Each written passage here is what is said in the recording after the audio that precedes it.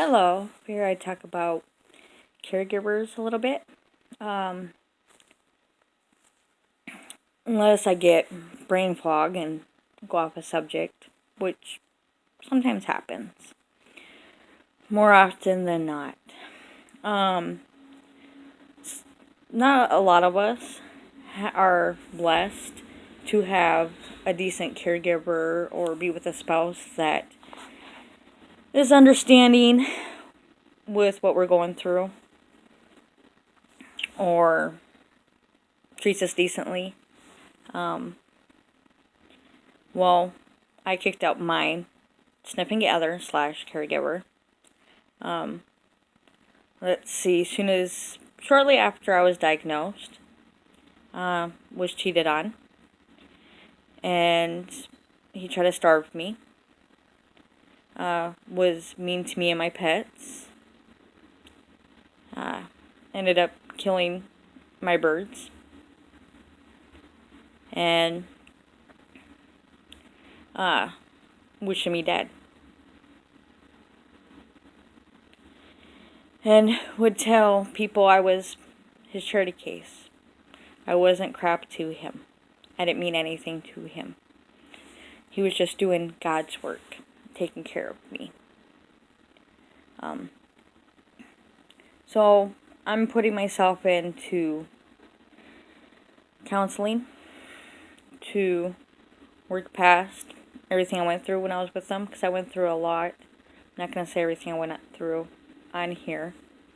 But I was even pushed when I was getting on the tub and got injured in the bathroom and had a huge bruise on my back.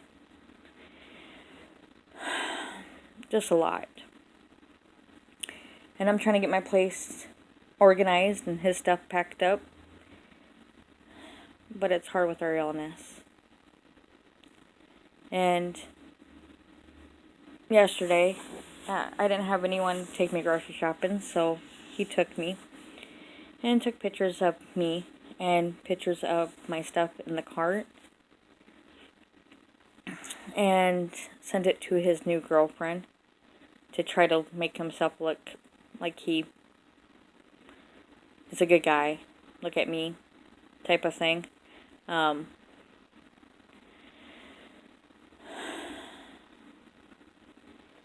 He wouldn't even help me grab the stuff on my list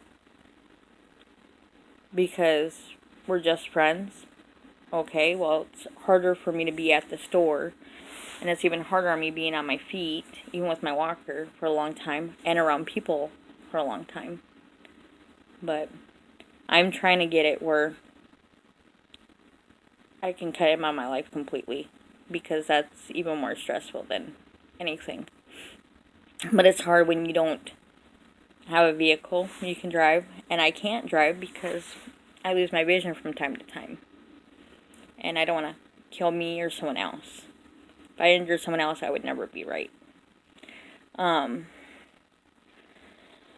I see a psychiatrist next week, and hopefully I can get cab vouchers eventually in the future and for grocery shopping and getting stuff I need for the apartment. It's hard being on your own, but it's better than being abused mentally, physically. When I was first diagnosed, I cashed in my 401k to get us caught up on our electric bill. He didn't pay it for the longest time, so it was $500. So I had to pay it so we get cut off, and he was making a decent amount of money.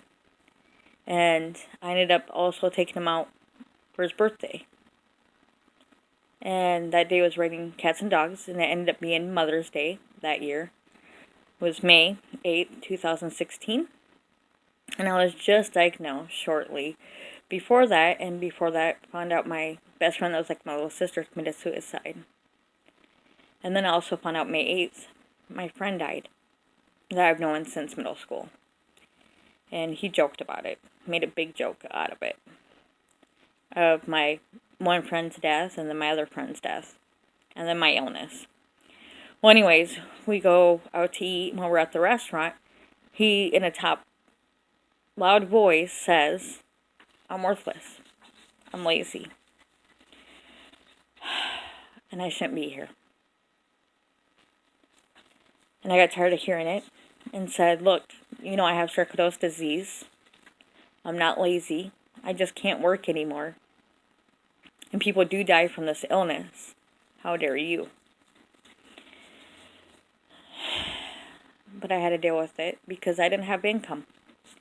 I didn't have no way to pay my rent, my bills, get my medication, pay to see the doctors. Nothing. And he threw that in my face every chance he got. Well, you call the cops on me. Who's going to take care of you? Who's going to help keep you alive? If you do this and that, who's going to do for you? Get your medication. I even tried to go on the mission, but with my illness, they didn't want me there. So, I was stuck until recently. And I couldn't put up with anything anymore. The mental abuse, the physical abuse, the cheating, the lying. So, I kicked them out. And we're a lot happier now. So yeah, not everyone has a decent caregiver, but there is support groups on Facebook that are amazing. They let me vent and tell them what was going on here. And they were there for me. And we're there for each other. A lot of people don't understand what we're going through because they're not going through it.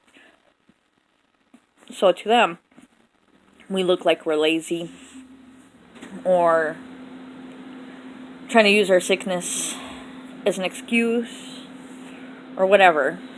They don't understand, but we do. We understand what each other's going through because we have the same illness. We may not have it in the same places or whatever, but we know, and we're there for each other. We're a good support team. And I may have lost some friends and some family, but I gained a sarcoidosis family. And honestly, I'm very blessed for them.